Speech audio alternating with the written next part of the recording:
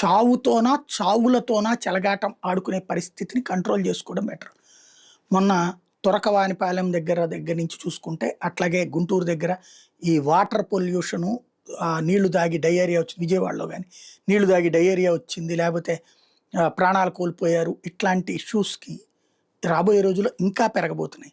ఎందుకని? ప్రభుత్వాలు నిర్లక్ష్యం చేస్తున్న అతిపెద్ద అంశం. మనకి ఇప్పుడు నేను వాగుతున్నానంటే వాగే ప్రతి అరగంటకు, పావుగంటకు మంచినీళ్ళు తాగాలి. మంచినీళ్ళు ఎక్కడి నుంచి వస్తాయి నాకు? గవర్నమెంటు మంచినీళ్ళు పంపుల ద్వారా ఇస్తే అవి తీసుకొని తాగుతాం. కానీ ఆ పంపులలో నీళ్లు రావట్లేదు. వస్తున్నది తక్కువ. ప్లస్ ఇదివరకటి రోజుల్లో మంచినీళ్ళ పంపులు తప్పించి కొత్తగా వేస్తున్నది లేదు. ఔట్‌స్కర్ట్స్‌లో కాలనీలు పెరిగిపోయినాయి. ఔట్‌స్కర్ట్స్‌లో ఇళ్ళు పెరిగిపోయినాయి. ఔట్‌స్కర్ట్స్‌లో అపార్ట్మెంట్స్ పెరిగిపోయినాయి. ఔట్‌స్కర్ట్స్‌లో ఇండివిడ్యువల్ హౌసెస్ కట్టిచ్చేసేసి బిల్డర్లు పోతున్నారు. అక్కడ వాళ్ళు రోడ్లేయట్లేదు. బురద గుంటలతోనే ఉంటున్నాయి. అక్కడే వీళ్ళు బోర్‌లేస్తారు ప్రతి ఇంటికి గూడా. ఆ బోరుతో నీళ్లు పట్టుకోవాలి. అక్కడే ఈ గుంటలు పడి ఉండటం వల్ల అక్కడ నీళ్లు నిలబడిపోయి అవి కాస్త మురుగునీళ్లుగా మారిపోయి అవే భూమిలోకి చేరతాయి.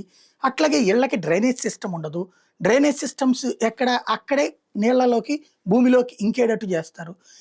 అవి కలగలిసి ఉన్నటువంటి ఆ భూమిలో నీళ్ళని వీళ్ళు తీసుకుని తాగుతారు. ఏమవుతది? అనారోగ్యాలు అట్లాగే వస్తుంటాయి. ముందు మంచినీళ్ల మీదన సీరియస్‌గా దృష్టి సారించాలి. ప్రతి ఇంటికి మంచినీళ్ళని కేంద్ర ప్రభుత్వం పెట్టిన పథకాన్ని మాటలుగా మిగిలిస్తే కష్టం. ప్రజలకి నోటికి సరైన తాగునీళ్ళని అందించాల్సిన బాధ్యత ప్రభుత్వాలదే.